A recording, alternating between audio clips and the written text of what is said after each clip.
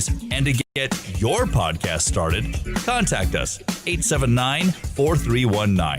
879-4319. Be heard on Radio St. George, Radio Dixie, and a podcast studio. Just a few of the great things happening at Dixie State University.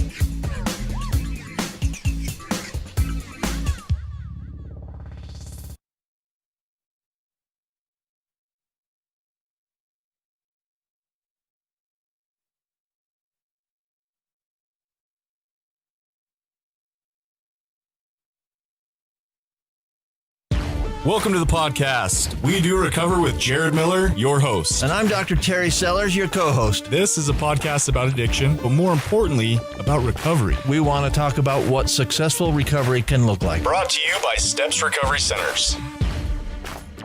All right. Good morning. Welcome to episode 003 of We Do Recover. We have a special guest today for you guys. We have the founder of Addict-II-Athlete. Coach Blu is in the house. Yeah, buddy. We're excited to hear from him and get to his journey of recovery. Before that, though, let's do some new and goods. Dr. Sellers. Well, first of all, who's the guy that takes his shirt off in movies all the time that says, all right, all right, all right? Who is that? That's who you sounded like. McConaughey. Yeah, Matthew McConaughey. Thanks. That's who you sounded like to me this morning. Hey, that guy's Matthew McConaughey. Just keep your shirt on, would you? Yeah, absolutely. What's new? I'm down in St. George. I love it. I'm happy. It's a great day. I've known of Blu for a long time and have not met him yet. So I'm excited to talk to him today. His organization really has helped a lot of people, and I know a ton of people involved in his organization. So I'm excited to get to that.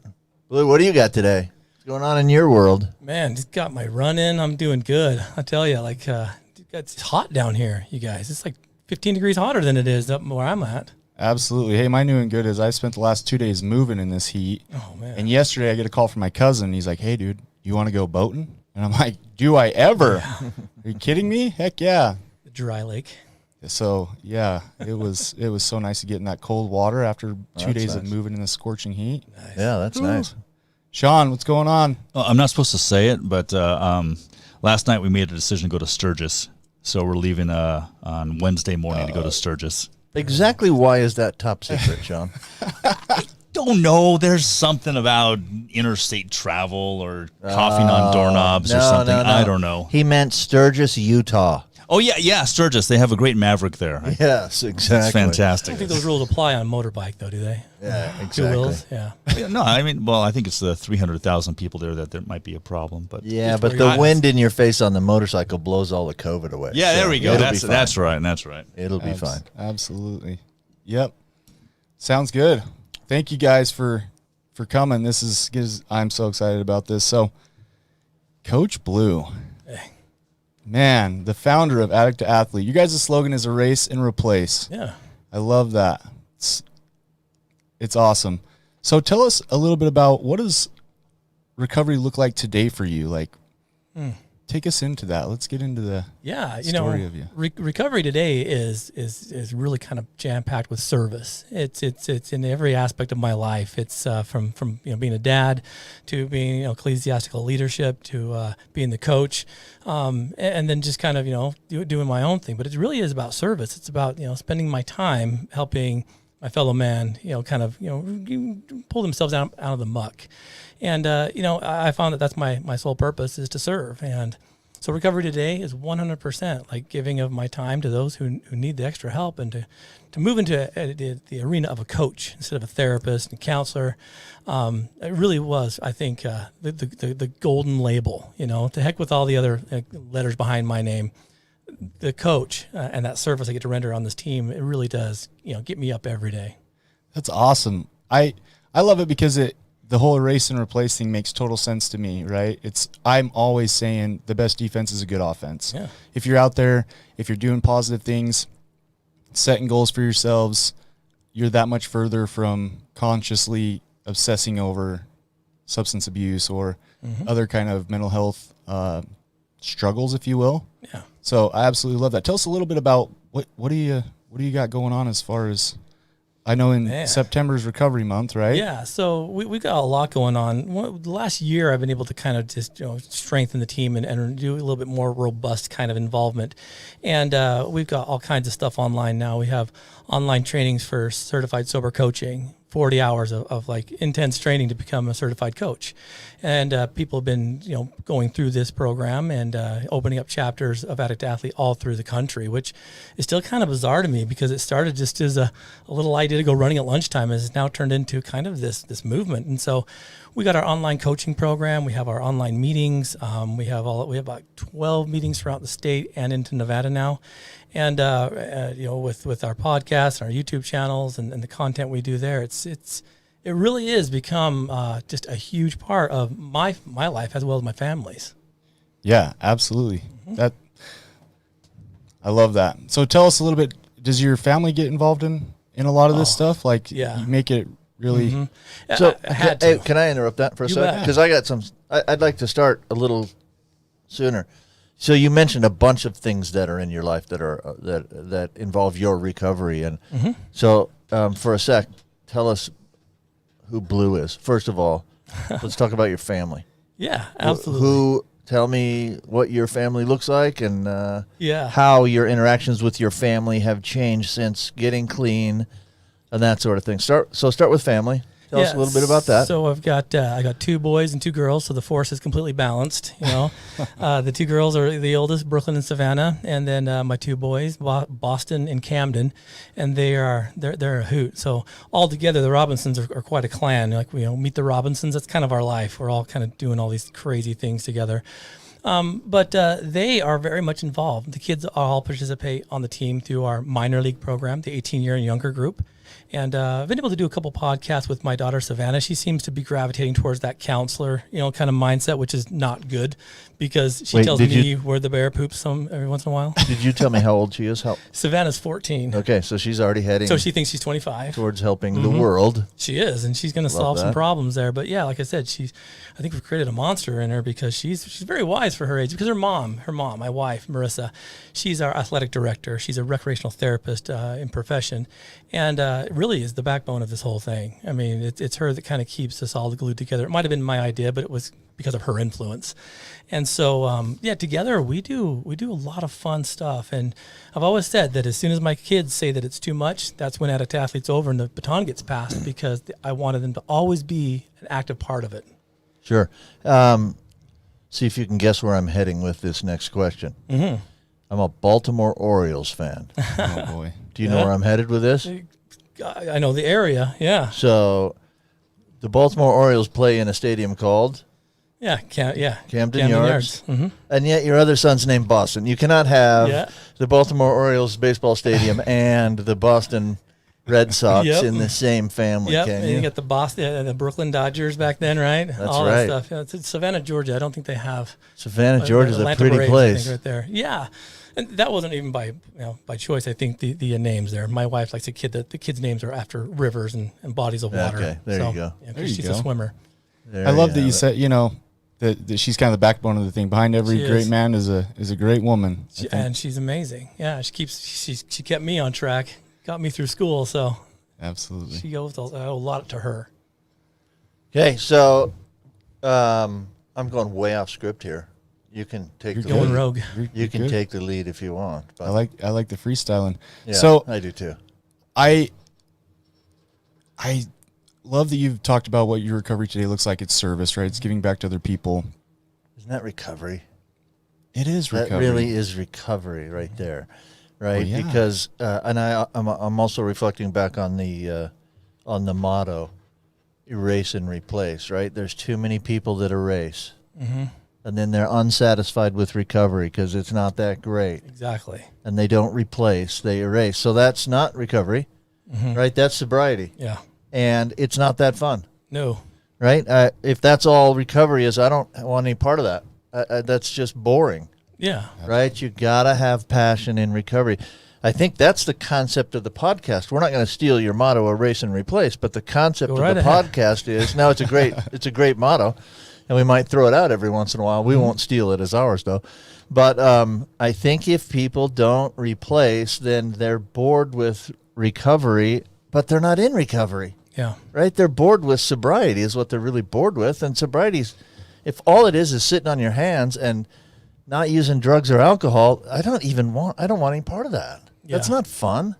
Well, and that's where the principle behind the erase and replace with things of greater value, meaning more than just one, because you know that you can erase using, but replace that with maybe becoming a gym rat. And then you're in there too much. And that was one of our criticisms at first, is that people didn't understand. They thought that we would be, tempting our athletes to cross addict. And I'm like, oh, heavens no, because, we create balance through service and through engagement, through building family relationships. We call establishing a home team, much like you would on a dynasty, basketball team. Love it. And so we balance these athletes out through service and these speaking engagements and participation and all kinds of things to create that whole sense of things of greater value. So you can't just erase and replace. You got to replace that with more, so you don't get typecast into one thing. Yeah. Great. That balance thing is awesome. Oh, for sure. I will sometimes lecture in some of the treatment centers where I'm a medical director, and we talk about, the final common pathway of addiction, where dopamine is released in the midbrain. And then I list all the things that release dopamine in the midbrain. One of those things that releases dopamine in the midbrain is exercise. Yeah. And if you live with no dopamine in your midbrain, your life is not very good, right? No. So you got to have some. The problem is, we also have to learn balance, because if all you do is stop drinking and drugging and then spend 24 hours a day in the gym, you're now addicted to that. Absolutely. Right? Because it's a process or an activity that releases dopamine in your midbrain. So as addicts in recovery, we all have to be careful to balance that stuff, because you haven't replaced if you've just changed. If you just changed and switched, yes. Cross addictions are a very real thing, and because our teams are so localized, and we train the coaches to kind of watch over with stewardship, they keep their finger on the pulse to all their athletes, and so it's a lot different than a lot of the mainstream groups where community resources are, because we know what they're doing. Word spreads pretty quick when someone falls down a rank, and we have our personal trainers go out who are they serve kind of like what a sponsor would. They go out there and help them, get back on their feet and stuff. So, we have a lot of accountability, and if they get too much, too many egos going, we humble them down and get them into the service aspect, or start helping out with the minor league, and we get them doing more than just the one typecasted activity. Beautiful, beautiful. I've gone to an Addict-II-Athlete meeting, and I absolutely loved it. So I'm all about positive I am statements. Yeah. One thing, this is not a knock on NA or AA. Let me start off by saying that. However, because that's where I got my foundation. We all support that. Absolutely, 110%. Right. I think what you tell yourself is extremely powerful. It's true. When I go to NA and AA meetings, my home group, I say, I'm an addict in recovery. Because I finished that I am statement with something positive, right? Something I'm feeding my brain. Yeah.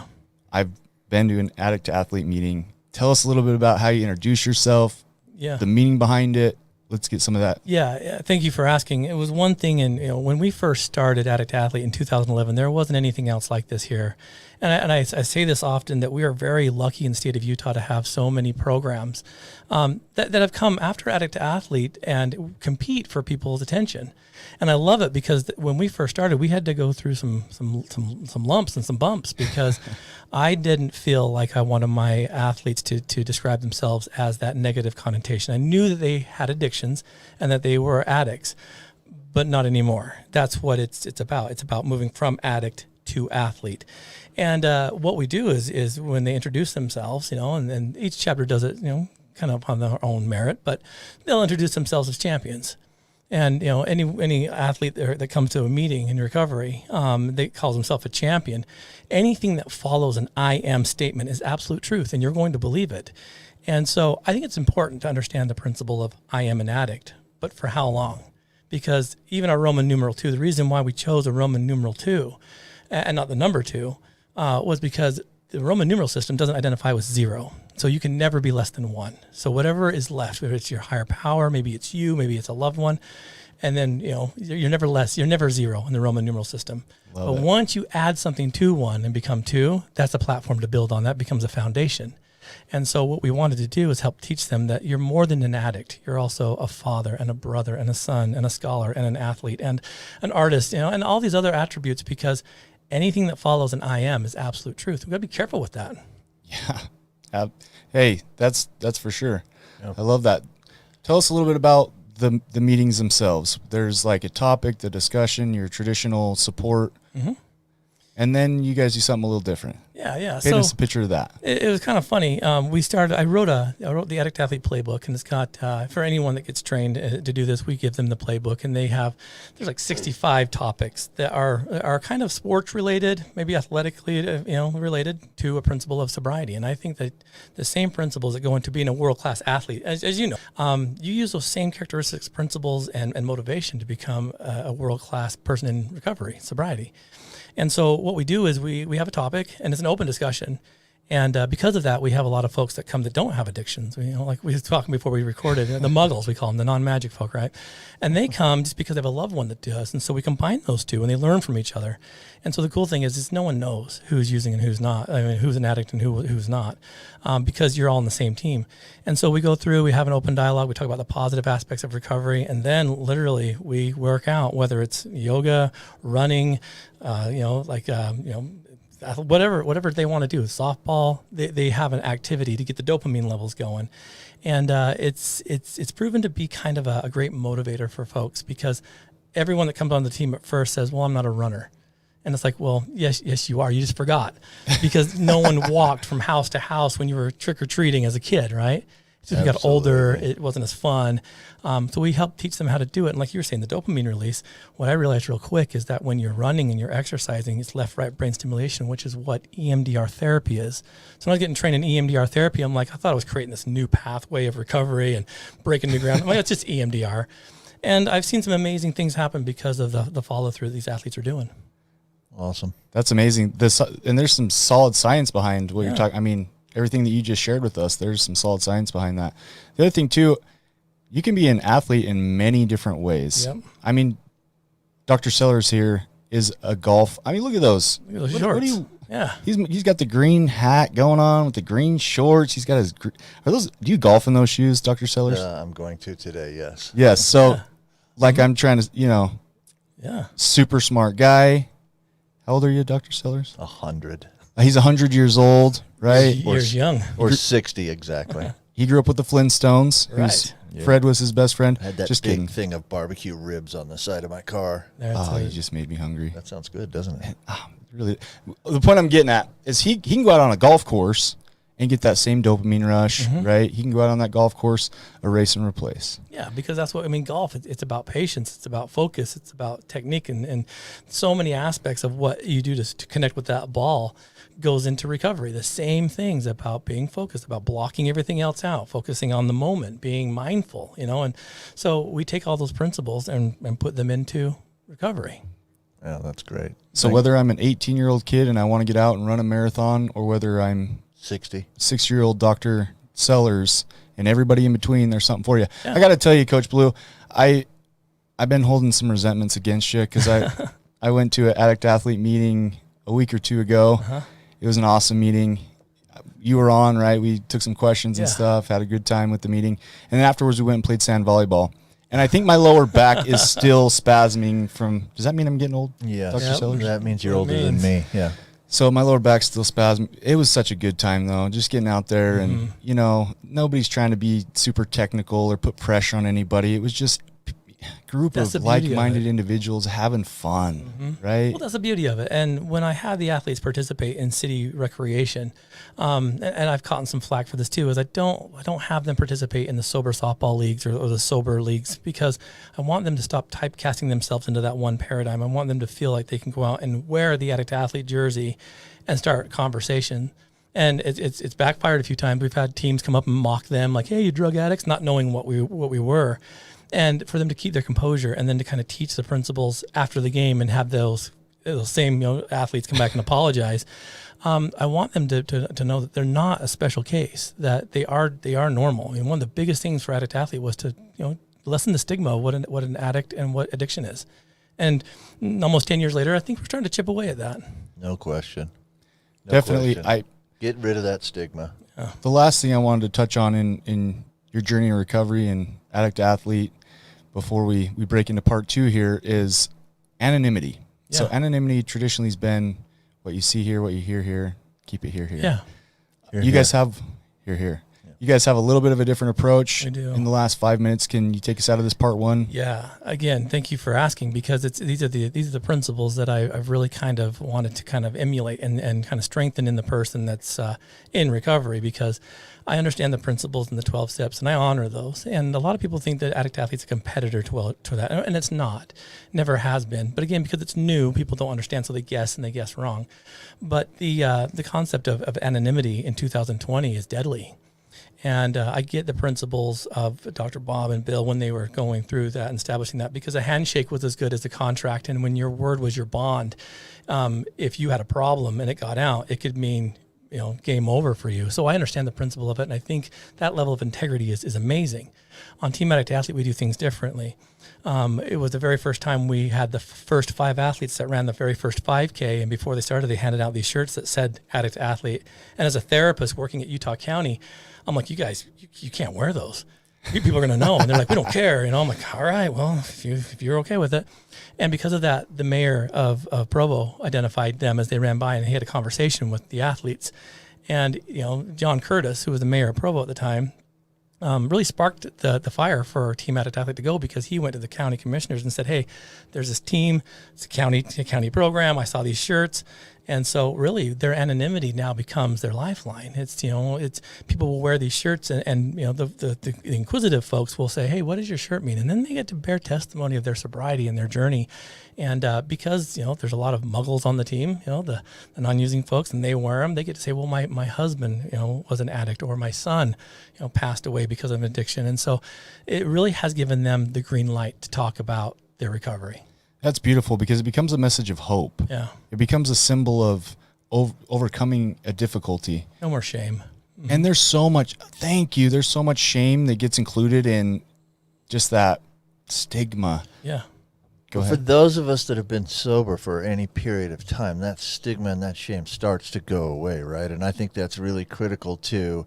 So anonymity to me means it's not my job to reveal your addiction or sobriety. Great point. But I don't have anybody in my life that doesn't know that I was an addict at some point, and I'm not ashamed of that. No. I've been clean for a long time. I learned a lot of stuff from addiction that I wasn't going to learn any other way. Exactly. And so if you take that and turn it into a positive, then why would you be ashamed of that? Because I am not ashamed of the fact that I haven't touched an opiate in 18 years. Like, I'm really proud of that fact. Yeah. I'm not ashamed of that at all. And I hope the whole world knows that. Like that, first of all, it's an accomplishment. And second of all, I got some stuff out of my addiction that was helpful for the rest of my life, that I learned about myself. Humility being one of those. And I've talked about that. I'm not a very humble person, but addiction taught me some humility, I'll tell you that. And I don't want to bury that. Oh, for sure. I want everybody to know that. My paradigm shift changed when I had a conversation with a bishop, and I'm in the pity pool. Why me? I thought God was merciful. I thought he was loving, and just super swimming deep in the pity pool. And he said something to me that completely blew my mind in paradigm shift. Mm-hmm. He said, Jared, what if you get to the other side and the Creator says to you, your higher power, fill in the blank, that's amazing you were able to overcome that challenge. How many people did you bring with you, though? Exactly. Addict-II-Athlete, Dr. Sellers sharing his story, that brings people together, right? It becomes a message of hope for people to say, hey, you know what? I might not be strong enough right now, but I can look at Addict-II-Athlete. I can look at Dr. Sellers. Yeah. And I can pull hope, and I can pull motivation from that to be able to push myself to get to that point. Yeah, well, our bookend, erase and replace. Starting the end of every meeting, we say, turn your mess into a message. That's the 2 taglines, and that's what it's all about. Turning the mess of addiction to the message of sobriety. So powerful. Beautiful, beautiful. I remember in the midst of when I was at my worst and I'd lost my license to practice medicine, I didn't have a decent source of income. My wife posted on our mirror at home a little thing that said something, and I'm paraphrasing now because it's actually not still there, but I'm glad God loves me enough to keep giving me trials. Brilliant. And that's the different viewpoint on it, right? Not this why me, but God still loves me. I love it. You guys have been listening to episode 003 of We Do Recover. We've got in the house Coach Blu. He's sharing his vision of Addict-II-Athlete with us. Coming up, we're going to have a part 2. This is part 1 series. We have part 2 coming up. We're going to take a call, have Dr. Sellers address that. We have that hotline number. It's 801-410-0676.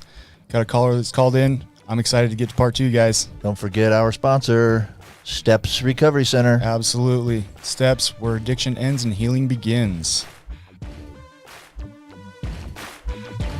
You are listening to We Do Recover with Jared Miller and co-hosted by Dr. Terry Sellers. We'll be right back after the short break with more of We Do Recover with Jared Miller, brought to you by Steps Recovery Center.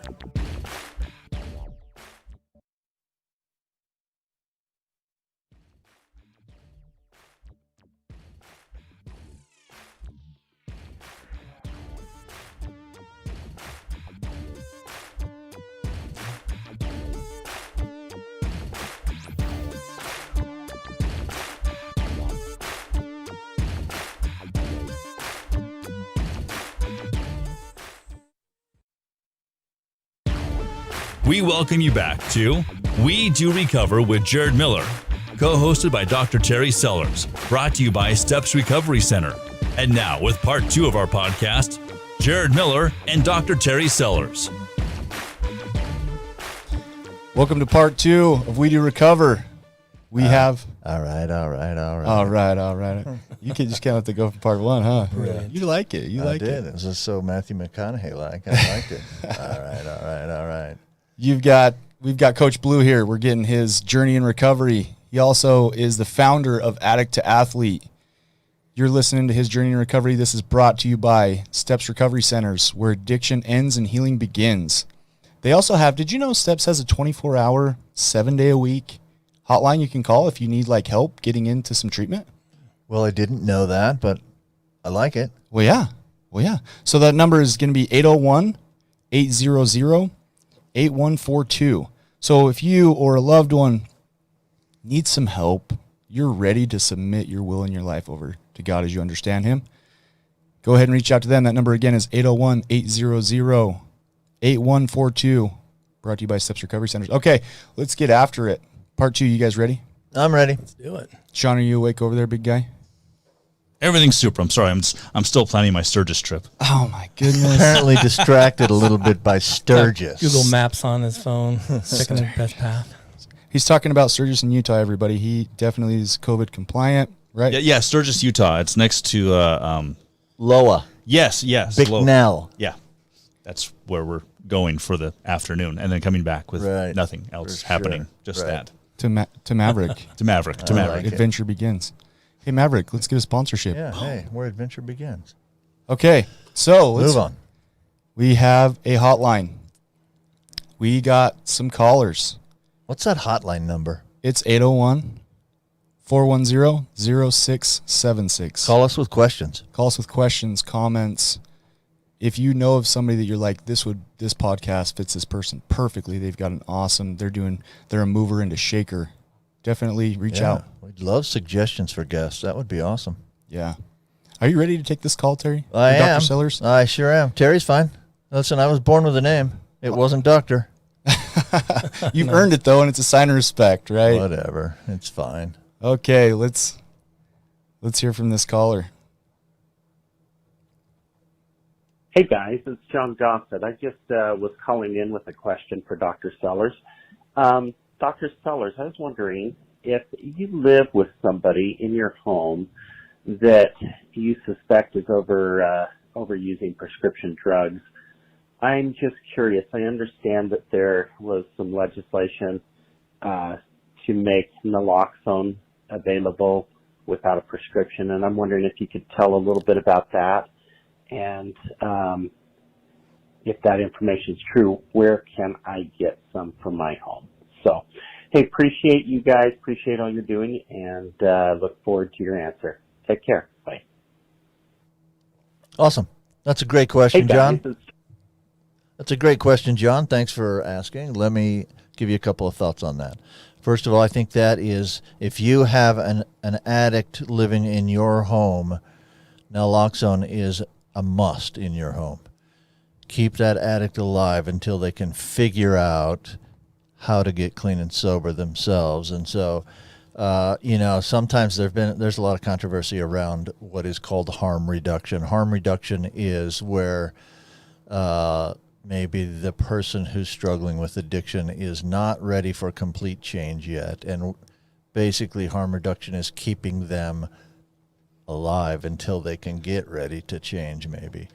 And so that's what sort of naloxone is. And sometimes it's got a bad rap. Harm reduction has a bad rap. The goal of harm reduction is to keep people alive, and I don't know how that can be a bad rap. But that's what you want to do with your loved ones, is keep them alive. So if you have a loved one, and listen, naloxone only works for opiates. So we're talking about opiate addicts. And opiates are all basically derivatives of opium, or synthetically derived opium. So they're all the painkillers. So typical opiates that we run across are going to be on the street. People are using heroin because of its cheap cost.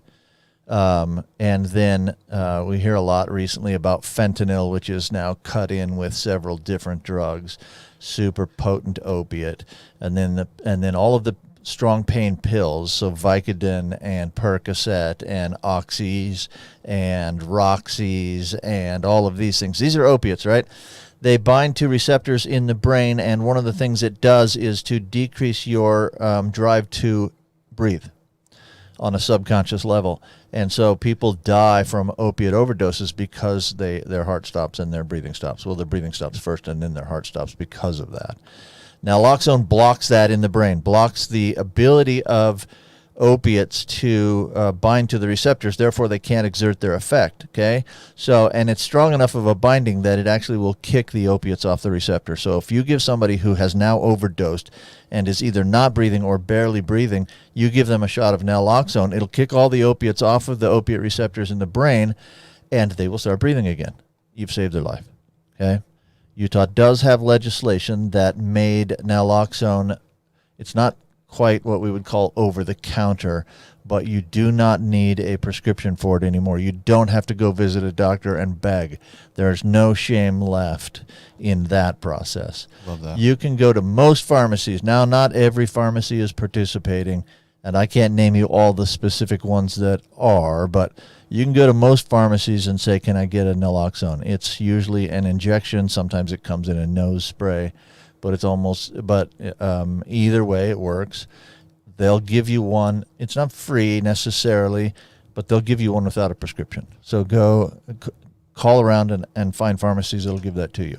You can also look up a couple of things online. Utah Naloxone will give free doses of naloxone.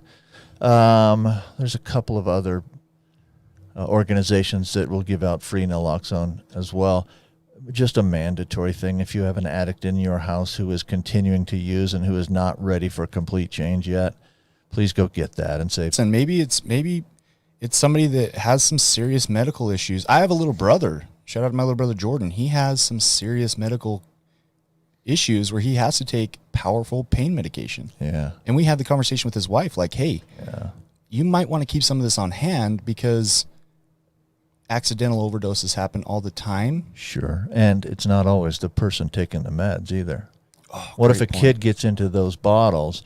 If you don't have naloxone laying around your house, not laying around, but you know what I mean. If you don't have naloxone in your house and a kid accidentally gets into that bottle of pills, you could lose a kid, or you could save his life with naloxone. My life was saved with naloxone. I got hit with it on the bathroom floor after an attempt, right, at my ground zero, my rock bottom. Yeah. So, yeah, I love it. I love that Utah legislation. Thank God that they passed that. Yeah, I'm glad somebody hit you with naloxone. I'm glad you're here. Appreciate that. Serious. Me too. But I think that was a great thing that you pointed out. This doesn't have to be for only people who are addicted to opiates.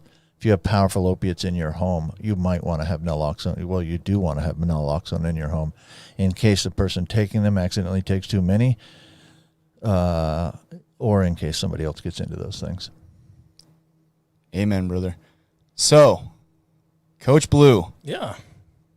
You're not one of those magical folks, are you? You're not a normie. Don't tell me you're a normie. Oh, heavens no. It's magical. Yeah. No. Well, in certain ways. What did you call them? Muggles. Muggles. He's not a Yeah. muggle, I'm I'm not a stealing muggle. which means I'm he's not a magical. muggle. Mhm. Yep. that. Okay, so you've told us about your life in your journey in recovery. It's a beautiful one. Not only have you been able to stay on top of your game, not only have you been able to erase, you've been able to replace. Yeah. And man, you've built an empire. And then you elevate other Thank you. people's game. I love that. Thank you. I appreciate Yeah. that. Addict-II-Athlete. Yeah, you're definitely somebody. Tell us about your struggles. I want to get into. Take us back Blue. to the beginning. So Yeah. we've talked. Part one in this was awesome. That was Coach Blu. Let's get Yeah. into Blu Robinson. Gotcha. Where did this thing start for you?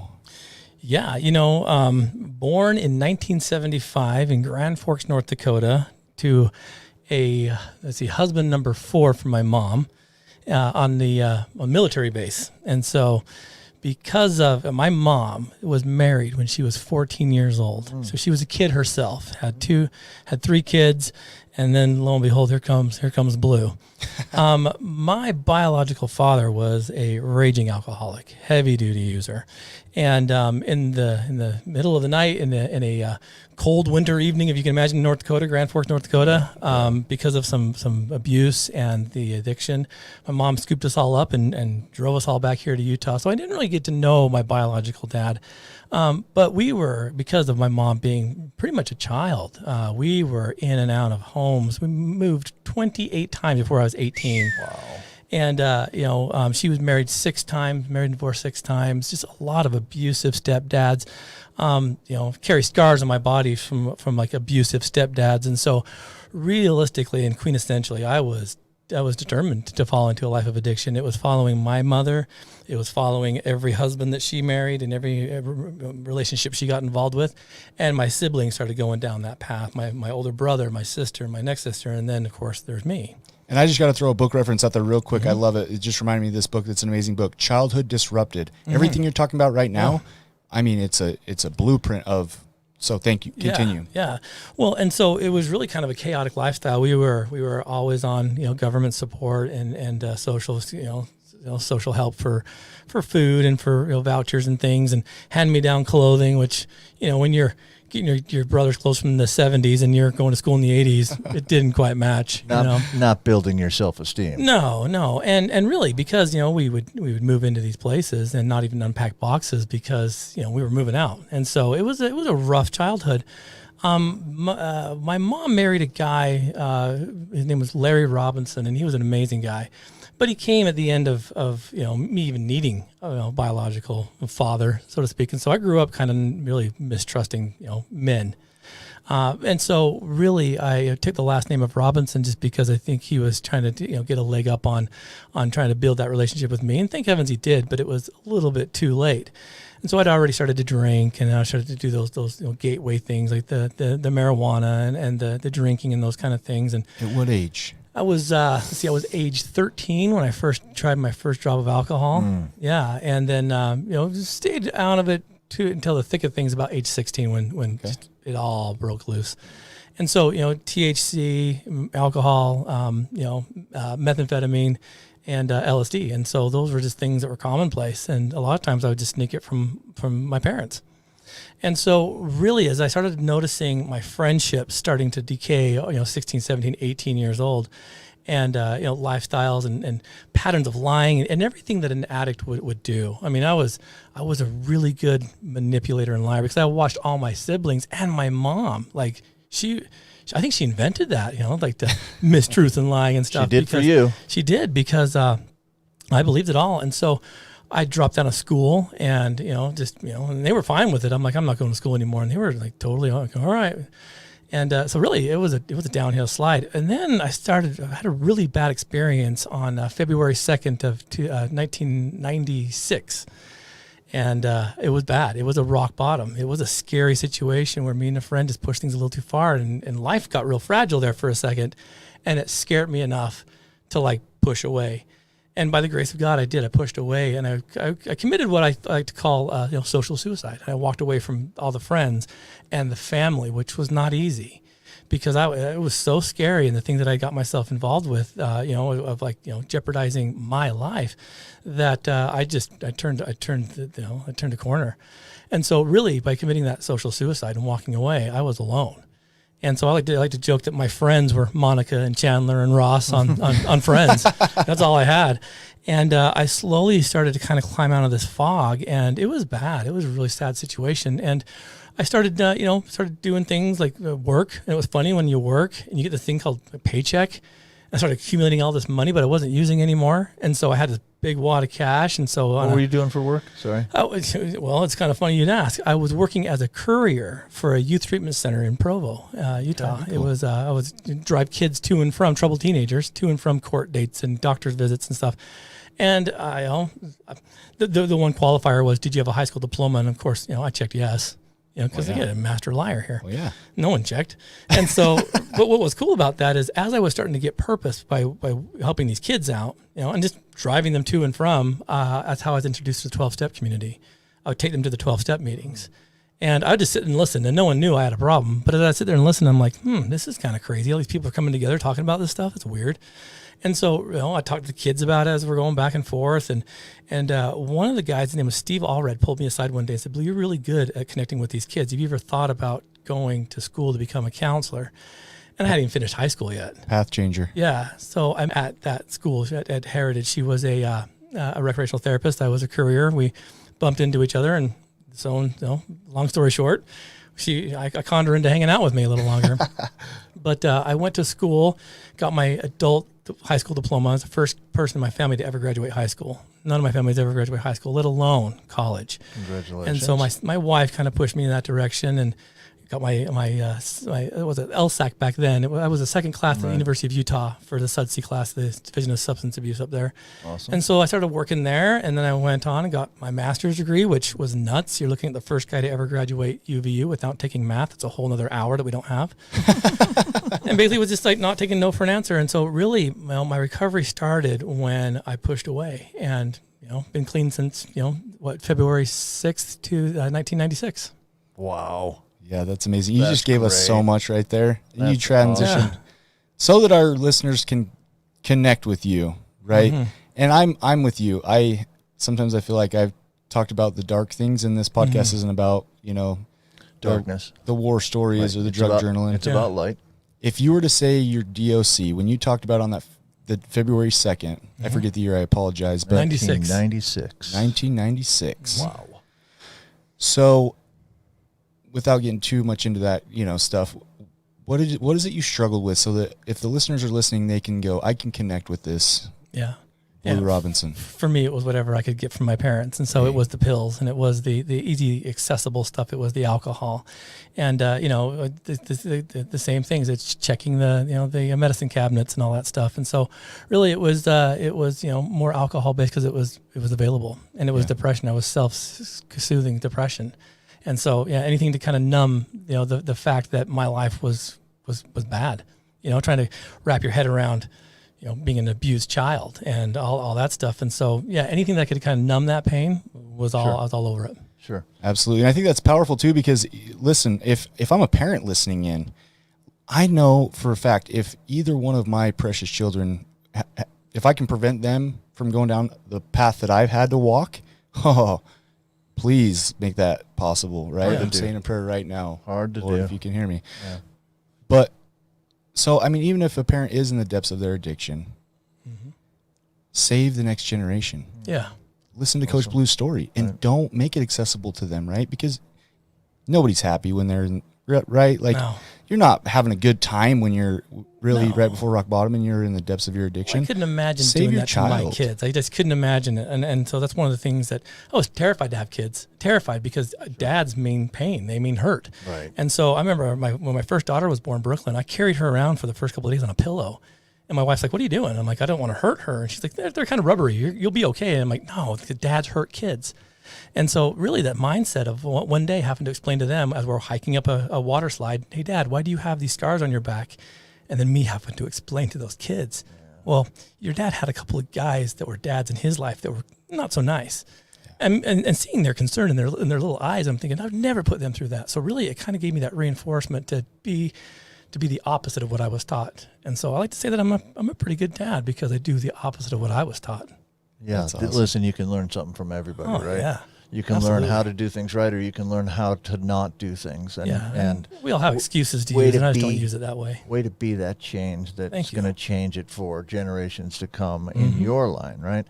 Really quickly for me, I got two questions, really, but Well, I have a question for you. So okay, great. You were talking about, and I heard the part of your story. You were taking kids from, what was that, Heritage? Yeah. To meetings, and then you kind of just like started listening. And was there a moment Yeah. that happened that's like, I got to stop doing what I'm doing? Yeah, I already started, kind of that sobriety path, but really when I started understanding that I wasn't alone, that there were these people that were talking about it, Okay.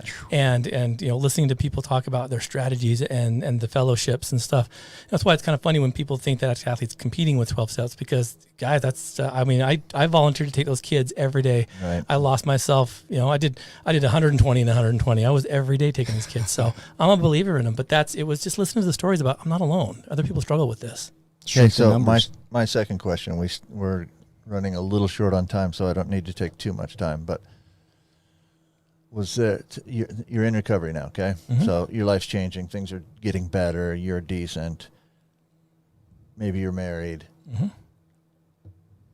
How did Addict-II-Athlete start? Like what just the Inspired very you. beginning, where was that? So it was when I had all this money and I went out and bought this mountain bike because I had all this money and I didn't want to use it for drugs. So I took it and I just gave this guy in Provo, a bike shop, this big wad of cash and said, what can I buy for this? And he gave me this really sweet Trek mountain bike. And it was wall art for a little while, but then I took it out one day and I bumped into some folks that were up there biking, and I was in the wrong place. Levi shorts, no helmet, no water. And they're like, dude, are you lost? And I'm like, in more ways than one. And so really it started there and kind of becoming, I'm no longer an addict. I'm a mountain biker. And then meeting my wife and her family, they're all recreation based. They're all swimmers and they're runners. And so I started running with my father-in-law, who lives down here in St. George. And I started having that father-son relationship with my father-in-law, which was huge. I never had that before. And so really he got to know me through all these miles we're putting in to do the St. George Marathon. My very first experience with running was the St. George Marathon in 2000. And so it started with just me like wanting to do something different and, bumping into some guys that didn't ask me if I could score weed or whatever. It was, hey, you're lost. Let's get you down off the mountain. And they said, hey, we're up here all the time. Get a helmet, get a water bottle, and meet us here on Thursday, And so that's kind of how it started. But really it was me being able to see it worked for me to erase it and replace it. And so when I was presented with the opportunity at the county to take 5 guys to start, that's what we did. And now it's turned into this big thing. Wow, that's great. yeah, that's beautiful. I love that. Great. And I got to give a shout out. You mentioned the St. George Marathon. Do you have any idea who started that? I should, but I don't. A guy named Sherman Miller. It's my uncle. You know that guy. Uncle Sherm? Uncle Wow. Sherman Miller. He started. He puts on a good show. Yeah. Did you know when he first started that thing, he had to go around and beg people, right? I'll bet. And now it's huge. Yeah, no, it's hard to get into. He passed away a year ago. Shout out to him. Love that guy. So, Dr. Sellers, if I'm listening to this, Coach Blu just shared his experience of it was around, it was available. My question is, with Big Pharma is huge today. If I'm a concerned parent and I'm listening, there's a lot of ADHD going on. There's a lot of, at what point, or if I'm a parent, how do I have a doctor visit where I keep my kids safe so they're not early exposed? Because I look back on my experience started through pain pills, right? And it took off. If I'm being a proactive parent and keeping my kid safe, what's the best way to do that? That's a really good question. First is be involved in their lives. Listen, there comes a time in kids' lives where they don't want to hang out with their dad, right? I've noticed. There's an age where where their parents stop really having much influence on them. I'm not saying you have to do too much in the way of influence, although that stuff comes earlier in life. You influence them earlier in life, but be involved in their lives. Know what they're doing. Know where they are without being too snoopy and too overbearing. And listen, kids want their independence as they get older and start to feel more confident, and they should have that. They deserve some of that, right? We all need that. But stay involved. Don't just let your kids do whatever they want to do and you don't know anything about it. Stay involved. Know what's happening. Know where they are. monitor the kinds of people they hang out with. I mean, that's important. I tell my athletes to parent out of inconvenience. It's not convenient to be a parent. And so you're going to miss the jazz game. You're going to miss some of the things you want to do because, like Dr. Sellers said, you got to be there with them. You got to see them when it's not convenient. Both great answers. Thank you. Yeah, thanks.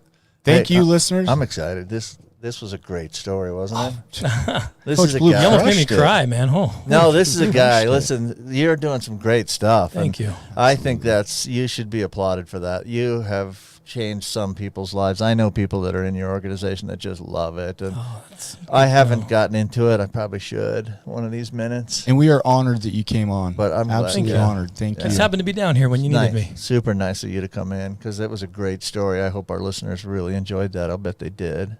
Absolutely. And listeners, you're listening to episode 003.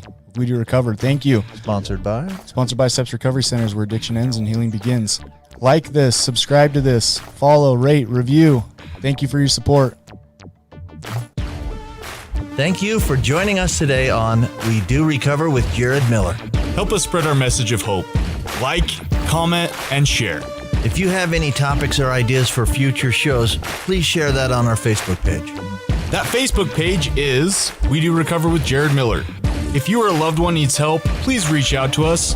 Again, thank you for listening. Brought to you by Steps Recovery Centers.